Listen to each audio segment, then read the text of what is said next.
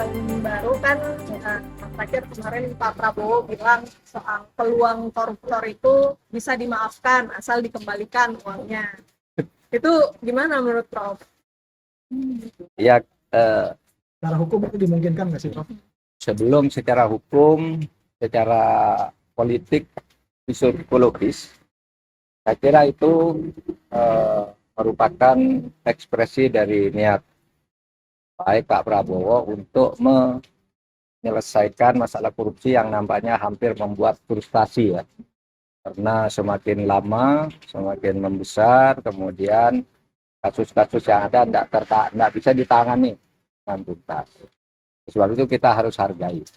Tetapi menurut saya itu berisiko ya. Kalau misalnya memaafkan korupsi, lalu apalagi dengan diam-diam, lalu asas pemerintahnya yang dua saja, menyangkut akuntabilitas, pertanggungjawabannya gimana? Siapa yang melapor dan korupsi apa dan apa jumlahnya benar? Lalu asas transparansi juga bagaimana? Belum lagi bertentangan dengan undang-undang. Kalau bertentangan dengan undang-undang sih ya gampang dibuat undang-undang baru kan gitu kan. Tetapi itu tadi transparansi dan akuntabilitasnya tidak bisa dijamin. Dan belum tentu orang mengaku juga korupsi kan. Gitu. Oleh sebab itu saya kira ya kita hargai itu bagian dari pernyataan Pak Prabowo yang katanya nanti akan berbuat sesuatu yang bisa dilihat sesudah 6 bulan.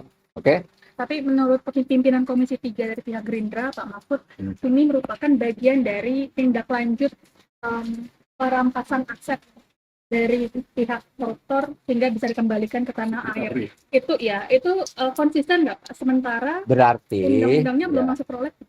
Berarti begini, berarti itu menyangkut ketentuan di dalam konvensi PBB, UNCSC, United Nations Convention Against Corruption itu memang ada bab 5 pasal 53 memungkinkan perampasan aset koruptor di luar negeri. Berarti itu menyangkut luar negeri. Tapi menurut saya ini bukan soal luar negeri aja. Kan yang banyak korupsi dalam negeri juga. Lalu diselesaikan secara diam-diam dan sebagainya. Nah kalau soal undang-undang belum ada ya disahkan aja undang-undang perampasan aset kan bisa begitu. Tetapi sebenarnya jadi itu memang PBB dulu pada tahun 2003 ketika membuat konvensi anti korupsi itu memang mengatur itu. Karena di setiap negara itu pada waktu itu setiap tahun negara-negara yang hartanya dilarikan ke luar negeri itu sampai 20 sampai 30 miliar US dollar dilarikan ke luar negeri dan tidak bisa kembali. Oleh sebab itu pendekatannya di luar negeri itu perdata.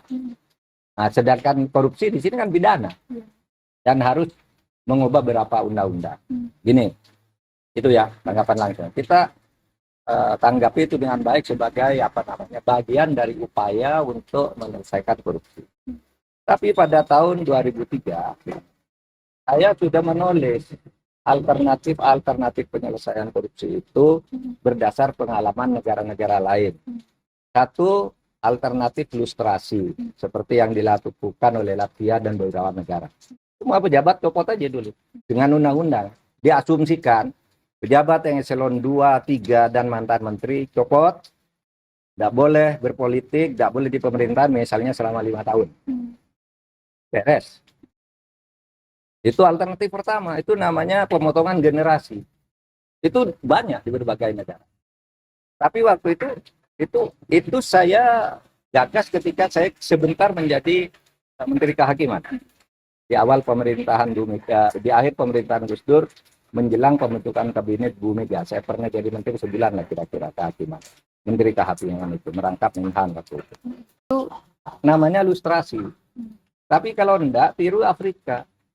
Pardon, castration versus pardon. Pemaafan sudahlah diputihkan, tapi sesudah dia bekerjalah dengan baik. Gitu. Nah kita di Indonesia pada waktu itu nggak berani.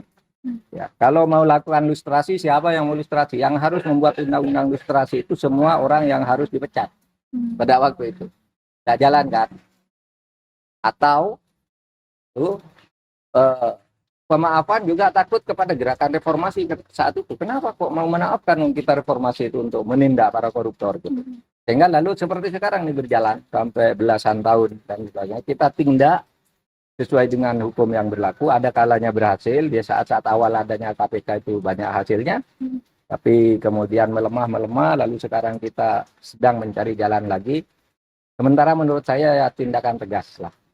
Backing-backingan supaya Pak Prabowo kan sudah bilang, jangan ada pejabat yang membackingi kasus. Itu gampang kok. Kasus-kasus yang macet tuh dibuka aja, siapa nih backingnya.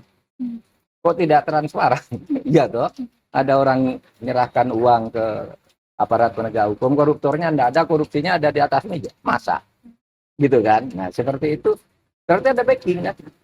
Tadi aparat penegak hukum, tadi luar yang sangat kuat bisa menekan aparat penegak hukum. Dan itu banyak sekali kasus seperti itu. Tapi bukankah membuat koruptor itu jadi tidak jera ya Pak Mahfud? Kalau seandainya dengan mengembalikan uang yang dicuri lalu kemudian hukumannya ditiadakan kan? Nah, itu risikonya. Itu risikonya. Oleh sebab itu sebenarnya pengembalian tindakan hukum yang tegas itu selama ini tidak meniadakan perampasan aset kok. Iya kan? Orang yang sudah dihukum itu kalau divonis atau yang sekian kan disita hartanya. Itu aset bagi yang sudah terbukti secara hukum udah disita semua, dirampas, dilelang. Nah, yang dimaksud perampasan aset di dalam undang-undang itu adalah mereka yang belum bisa diadili. Misalnya, pelakunya lari, hartanya ada. Kita aja untuk negara. Gitu. Atau orangnya lari, itu kemudian sitanya dibagi-bagi oleh orang lain. Gitu. Nah, itu kan diselesaikan dulu menurut undang-undang perampasan aset. Itu beda. Kalau perampasan aset dalam arti mengembalikan harta-harta hasil korupsi itu udah banyak, jadi triliunan diambil oleh Kejaksaan Agung, dilaporkan ke negara, sudah oleh KPK, apalagi banyak. Jadi banyak orang tidak paham undang-undang perampasan aset itu seakan-akan kalau orang dihukum lalu asetnya dibiarkan. Enggak. Orang dihukum asetnya diambil. Selama ini juga banyak dan triliun. Maksud saya kalau undang-undang perampasan aset mau ditindaklanjuti bukan itu, bukan orang minta maaf lalu diambil hartanya, nggak bisa. Itu. Undang-undang perampasan aset itu yang tidak bisa diadili ambil dulu. Seperti dalam perjanjian perdata, jangan sampai dijual-jual sebelum perkaranya selesai itu.